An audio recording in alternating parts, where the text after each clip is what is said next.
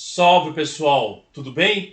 Davi Vega com vocês novamente. Bom, hoje eu quero fazer um comentário breve, né, sobre o que se chamou de Guerra Civil Portuguesa, né?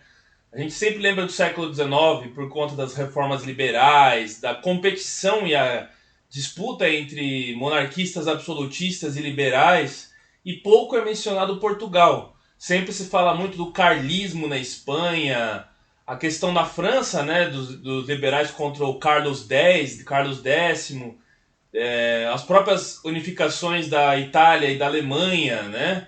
Da Prússia, que depois a Prússia caminhou para um projeto mais conservador, embora as reformas iniciais fossem liberais até, e de autores idealistas liberais, né?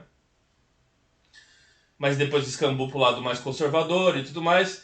Então a gente sempre lembra o século XIX na Europa por conta dessas reformas desses países, né? E pouco se fala de Portugal, né? Bom, o que aconteceu na Guerra Civil Portuguesa, que seria a disputa entre miguelistas e os liberais, representados pelo Dom Pedro IV em Portugal e Dom Pedro I no Brasil, né? Quando Napoleão Bonaparte invade Portugal, né, ele invadiu a Península Ibérica, ele deixou seu irmão José, né, como o monarca representante da Espanha, né, como o governador da Espanha. E em Portugal, quando ele foi destituir a família real, numa manobra muito inteligente, por sinal, embora alguns vejam isso como covardia, mas eu não considero covardia, eu considero muito astuta, né? Ou a família real portuguesa, então, sai da Europa e aporta no Rio de Janeiro, aqui no Brasil. Então a corte ela é transferida para o Brasil, né? Eu não vou focar nas transformações que isso aconteceu para o Brasil, da abertura dos portos, tudo mais, porque eu tenho um vídeo que eu vou deixar na descrição desse vídeo aqui, falando sobre o pensamento social brasileiro, e eu falo sobre esse contexto da vinda da família real, né? Mas o que aconteceu foi que, então, Dom João VI, instalando-se aqui no Brasil, teve seu filho Dom Pedro I, que seria o Dom Pedro IV, em Portugal, né, que estava aqui no Brasil e tudo mais. E após um tempo, houve um descontentamento, porque a Inglaterra ficou administrando Portugal nesse período, né? Eles deixaram um representante inglês ali em Portugal, mas eles queriam, o povo português queria os seus representantes de volta, queria a família real de volta. Então o que aconteceu? O Dom João VI volta, e aí você tem muitos descontentamentos, principalmente na cidade do Porto, onde o movimento liberal começa a ganhar uma força muito grande e vai ter uma importância muito grande na Guerra Civil Portuguesa depois. O Dom João VI então retorna a Portugal e deixa seu filho, Dom Pedro I, aqui no Brasil. E o restante vocês já sabem, né? Dom Pedro I, embebido das suas ideias, influenciadas pelo liberalismo também, aí por conta do José Bonifácio, tem todo esse contexto, ele proclama a independência do Brasil em 7 de setembro de 1822, né?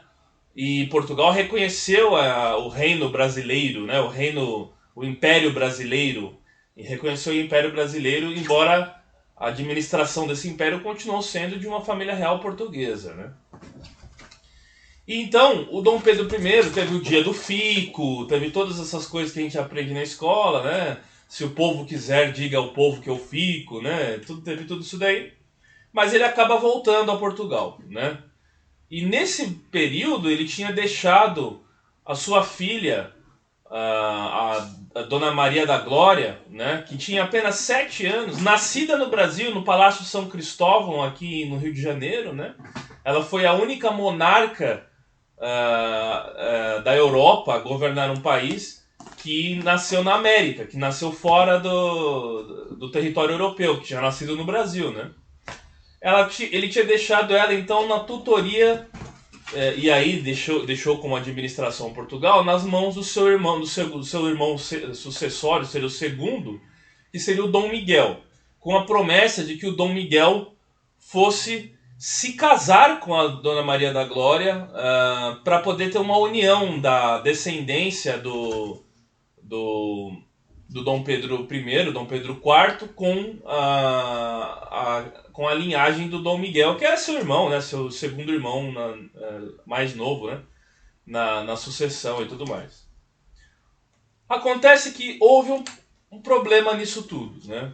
Nesse meio tempo, as tendências liberais muitas influenciadas até pelo próprio Napoleão Bonaparte, que já veio com aquela influência da Revolução Francesa, todo aquele contexto de alteração do status quo na Europa por conta da Revolução de 1789, eles temiam muito o que estava acontecendo no país vizinho, a Espanha, com as reformas liberais. Embora o rei Fernando VII queria trazer de volta a questão mais tradicionalista. Aí você vai ter as guerras carlistas depois e tudo mais. E a Espanha, indiretamente, apoiou o Dom Miguel, porque o Dom Miguel começou a flertar mais com o absolutismo, a flertar mais com as ideias absolutistas, enquanto que a linhagem do Dom Pedro era a linhagem mais liberal, né?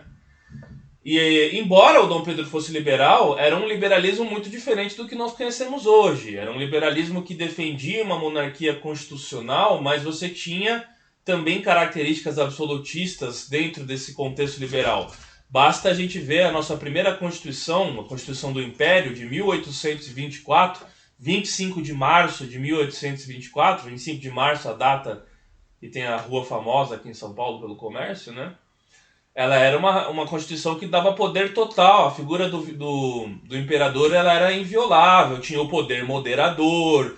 Então não era esse liberalismo que nós conhecemos. Os primeiros anos da República também não foi liberal como nós conhecemos. Era um positivismo muito centralizador e forte depois, principalmente com as revoluções, com a Revolução de 1930 e tudo mais. Então assim, o sinônimo de liberalismo e posteriormente de republicanismo não são sinônimos do que nós entendemos hoje como a própria democracia liberal. Vale muito destacar isso e deixar bem claro isso, né?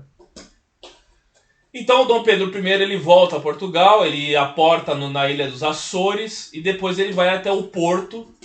E no Porto ele se reúne com todos aqueles movimentos liberais, aquelas insurgências liberais. Teve a revolta do Porto, né?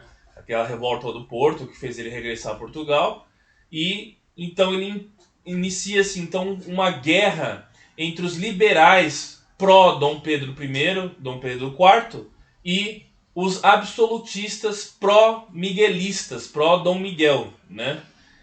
E essa guerra ela durou de 1832 até 1834. Indiretamente, a França e a Inglaterra apoiaram os liberais, os que defendiam uma monarquia constitucional, e a Espanha tradicionalista apoiava os miguelistas, né? Tanto que alguns miguelistas até defendiam depois a União Ibérica e a ocupação de Portugal pela Espanha, unindo as coroas e tudo mais. E os movimentos hispanistas de hoje, eles olham com bons olhos a Revolução Miguelista, né? A ideologia miguelista, né? E vice-versa, os miguelistas olham com bons olhos os tradicionalistas espanhóis, né? Então, a Espanha tradicionalista era muito influenciada pelos carlistas, aí que na Espanha teve um problema de sucessão, teve uma guerra de sucessão em 1700, mas naquela época tinha o problema da linha sucessória de Isabel II, né? A Isabel II, que tinha a linhagem dos Bourbons, e a linhagem dos Carlos, que era a que competia com essa linhagem, que era a linhagem dos Habsburgos. Essa linhagem dos Habsburgos seriam dos Carlos, que era desde aquela época do Carlos V, do Império dos Áustrias, da Casa de Áustria, dos Habsburgos.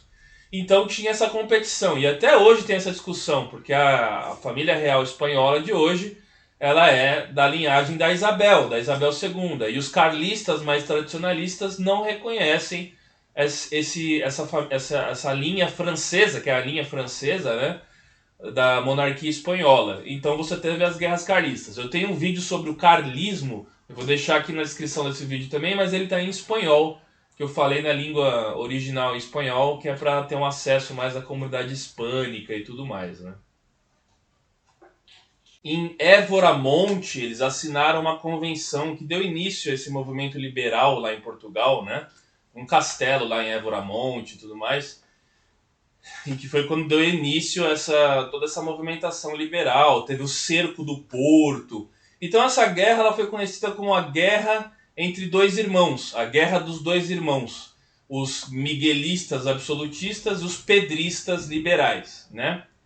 Bom, teve uma nova Constituição, os pedristas saíram vitoriosos, os liberais saíram vitoriosos, e Portugal se manteve uma monarquia constitucional até 1910, né? Quando é proclamada a República em 1910. O contexto da proclamação da República em Portugal foi através de uma revolução, não tão uma revolução como uma guerra civil, mas houve alguns levantes também, né? Cerca de 200 republicanos conseguiram derrubar a monarquia, que não resistiu, e partes dos soldados do exército português e da marinha se recusaram a combater os Carbonari, né? Os carbonários, né? Os carbonários republicanos. Essa palavra carbonário vem de um movimento que surgiu na Itália, que era um movimento liberal, que tinha influências da Revolução Francesa, né? Mas eles tiveram muita atuação na Itália, os carbonários e tal. E aí esses carbonários republicanos conseguiram derrubar a monarquia portuguesa. No caso do Brasil, foi em 15 de novembro de 1889, também pelo exército, né? Marechal Floriano o Marechal Deodoro da Fonseca, né? Marechal Deodoro da Fonseca, depois seguido pelo Floriano Peixoto e aquela República da Caserna positivista e tudo mais. E em Portugal foi parecido, né? Naquele contexto da proclamação da República, o rei de Portugal tinha recebido o presidente Hermes da Fonseca, brasileiro, né? Que tinha ido no Couraçao do São Paulo, se não me engano, lá para Portugal, né? E depois começou todo esse descontentamento e foi culminar na República Portuguesa, né? Eles já vinham com um descontentamento muito grande da monarquia por conta também até do despotismo do João Franco, que foi um déspota que assumiu com rédeas, mãos de ferro Portugal, né? Embora Portugal fosse uma monarquia constitucional. Mas aí, dentro mesmo do movimento monárquico, você ainda tinha resquícios dos miguelistas que influenciavam de certa forma, né? Não era uma monarquia parlamentarista e constitucional como nós conhecemos hoje. As monarquias parlamentaristas do século XIX elas eram diferentes, né? O Dom Miguel foi, depois da guerra, exilado para a Alemanha, ficou lá na Alemanha, o Dom Miguel, né? Que era um país de tendência conservadora, o Império Alemão Prussiano do Wilhelm II, no caso que foi da Primeira Guerra Mundial, né? Ele era um império conservador, né? Embora, como eu disse, você tinha uma revolta liberal que foi culminar na unificação da Alemanha, mas depois ela atendeu o caminho do conservadorismo. A Itália foi unificada também por um processo liberal, que era dos considerados patriotas, né? Do Garibaldi, Giuseppe Garibaldi, que depois lutou nas revoluções do sul do Brasil, né? Bom, então tem todo esse contexto do século XIX. E um outro país que era absolutista era a Rússia czarista. A Rússia czarista do Nicolau II foi talvez a última monarquia absolutista que nós mais famosa, que nós mais conhecemos da Europa, porque ela vai ser dissolvida na Revolução Russa, né? De 1917, quando a família real russa do czar Nicolau II foi totalmente aniquilada, né? Foi fuzilada pelos revolucionários russos comunistas.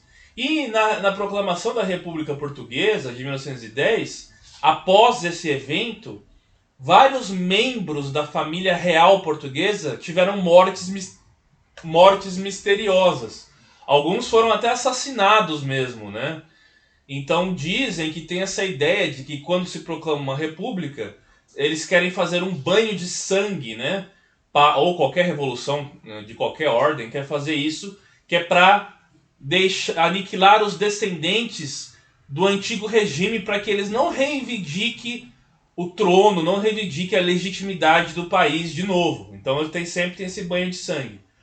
Os antepassados do nosso ex-presidente Fernando Henrique Cardoso, acho que se não me engano foi o avô ou bisavô dele, que era um militar republicano, ele queria executar a família real brasileira, a família imperial brasileira, o Dom Pedro II e tudo mais na proclamação da República, né? Mas depois então ele foi exilado e o Brasil selou uma amizade com o seu passado monárquico, né? Depois da morte de Dom Pedro II, que foi uma comoção geral, não só na Europa, mas no Brasil inteiro. E aí, essa disputa entre monarquistas e republicanos fizeram as pazes, vamos dizer assim, depois da comoção da morte do grande imperador brasileiro Dom Pedro II, né? Então Portugal, voltando ao Portugal, foi uma monarquia constitucional, mas com muitos elementos absolutistas, de fato, também, né? Até 1910, principalmente nesse período pós-Guerra Civil de 1832 e 1834. Tá certo, pessoal? Eu não vou falar aqui de monarquia brasileira, porque eu tenho um vídeo falando sobre o Dom Pedro II, baseado no livro do historiador José Murilo de Carvalho, um grande livro que ele escreveu, da biografia política do Dom Pedro II. Eu vou deixar também aqui na descrição desse vídeo o link para vocês assistirem essa videoaula também, tá certo? Então é isso, o Brasil esse ano completa 200 anos de independência, né?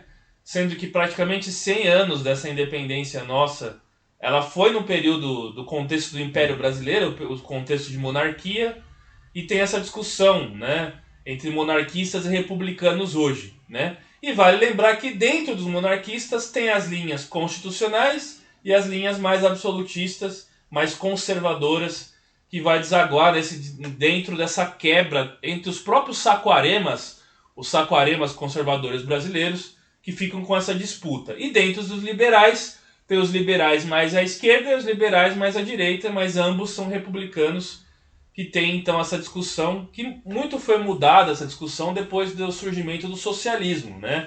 Em 1848, na Inglaterra, pelo próprio Karl Marx, com os socialistas, que fez uma grande revolução, porque a esquerda ficou então sendo representada mais pelos socialistas, que era o lugar antes dos liberais, e os liberais acabaram até se aproximando dos conservadores. Por isso que nós temos hoje os liberais conservadores e a esquerda dominada mais pelos socialistas.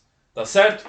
Vale muito a pena a gente estudar essa história não só do Brasil, mas também de Portugal, porque nós estamos intimamente e ligados por um cordão umbilical com a nossa mãe pátria, vamos dizer assim, Portugal, e os eventos do Brasil influenciaram nos eventos dessa Guerra Civil Portuguesa, bem como a Guerra Civil Portuguesa vai indiretamente influenciar também muitos eventos aqui no Brasil. Tá certo?